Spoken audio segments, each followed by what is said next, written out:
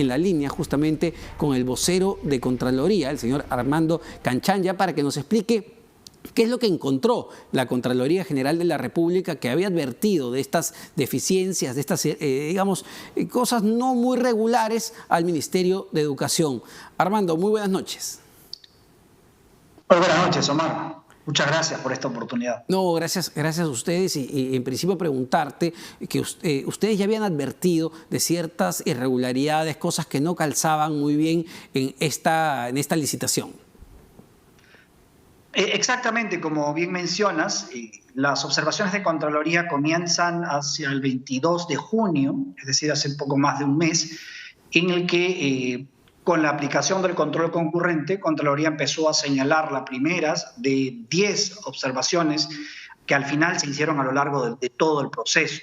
Un proceso que, por supuesto, como bien han mencionado ustedes, tiene la fundamental, y es que desafortunadamente los chicos de los lugares más alejados del país no van a tener en el momento que se pensaba estas tablets que les podrían permitir de alguna manera ponerse al día en todo esto que no han podido aprender durante la pandemia.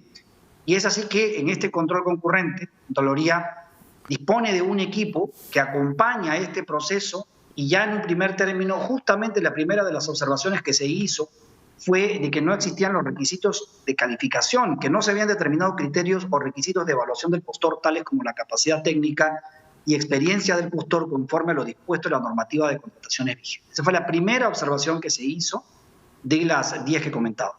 Para ese entonces, Armando, para el 22 de junio, ¿verdad?, el postor Topsail ya había ganado esta licitación.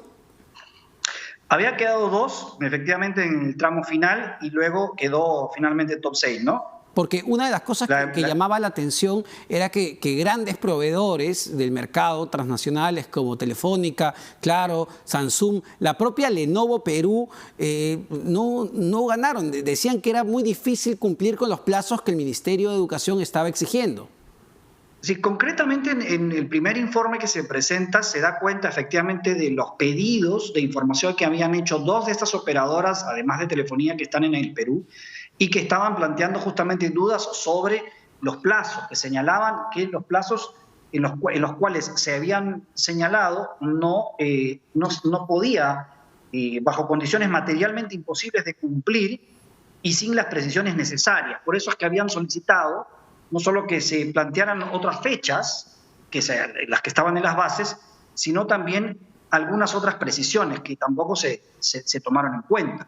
Esto en cuanto a las primeras, más allá de lo otro que también han mencionado ustedes, y es la situación en la que se encontraba la empresa de estar en situación de suspensión perfecta de labores hacia mayo de este año. Claro, el problema es que esta empresa, como tú bien señalas, no tenía experiencia o una gran experiencia ni las espaldas financieras para hacer una compra de este tamaño. El punto de la carta fianza, por ejemplo, fue algo que llegaron a observar ustedes. No pudo presentar una carta fianza que respaldara la adquisición.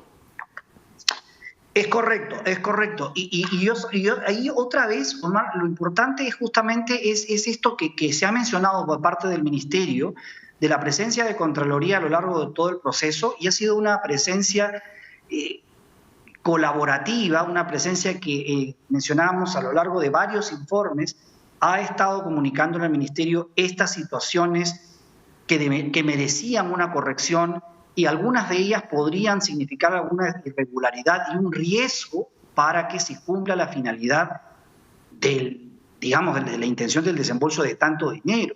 Y es así que, digamos, en el último de las comunicaciones, Contraloría le señala efectivamente que la sucursal de Lenovo en el Perú le había comunicado al Ministerio que esta empresa no tenía el respaldo de la marca. Es más, en alguna comunicación que todos los ciudadanos pueden ver, porque Contraloría ha publicado todos los informes, está bien en su integridad, con más de 500 folios solo de este último informe, le señala que ellos no serían responsables de las garantías si es que finalmente se procedía a esa compra. Y con respecto a lo que mencionas de la carta fianza, efectivamente los auditores encontraron que esta empresa había propuesto una carta fianza de un banco SBLC-Europa habida cuenta de que no había conseguido una carta fianza en el sistema financiero local, y entonces Contraloría va a revisar con la lista que tienen las autoridades peruanas respecto de los bancos de primer orden, y este banco no aparecía. Entonces, le advierten al ministerio efectivamente que esto podría generar un riesgo que finalmente se concreta cuando no se consigue ni siquiera esa carta. Ahora, en las conclusiones, Armando, a las que llega la Contraloría sobre este proceso de compra, podemos hablar de una mala gestión en la compra, errores humanos, un mal proceso, presionados por los tiempos de querer tener las tablets lo más rápido posible, o hablamos de posibles irregularidades de carácter penal donde se intenta favorecer a una empresa en particular. ¿Llega la Contraloría a alguna conclusión al respecto? La Contraloría llega a las conclusiones que advierte en los informes, y lo que se observa son decisiones que se han ido adoptando a lo largo del proceso, habiendo conocido las observaciones de Contraloría. Y la última, que tiene que ver con la dificultad y el riesgo de la carta fianza, también fue advertido.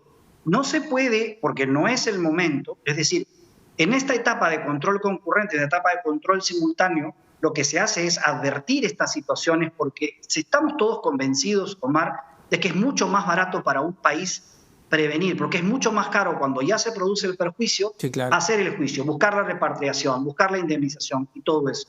Entonces, las irregularidades se determinan en los controles posteriores, y va a haber también que habrá que esperar a lo que dicen los auditores si ellos consideran que aquí corresponde algún tipo de investigación más allá. Eso lo van a determinar ellos. Perfecto, Armando. Muchas gracias, muy gentil por estos comentarios y estas explicaciones. Estábamos con Armando Canchanya, vocero de la Contraloría, pero es un tema fundamental y esto hay que decirlo en honor a la verdad. No se gastó un sol, el Estado peruano, el Ministerio de Educación, no ha gastado un sol. No le han dado ni un sol a esta empresa Topcel SAC. Sin embargo, sí estamos perdiendo por el retraso que va a generar, porque evidentemente hay que empezar un nuevo proceso de licitación para comprar este lote de más de 1 millón de tablets y los chicos puedan tener sus tablets para el año escolar, que probablemente las tengan ya para el 2021. Así han estado las cosas. Vamos a una pausa, venimos con más en las claves del día.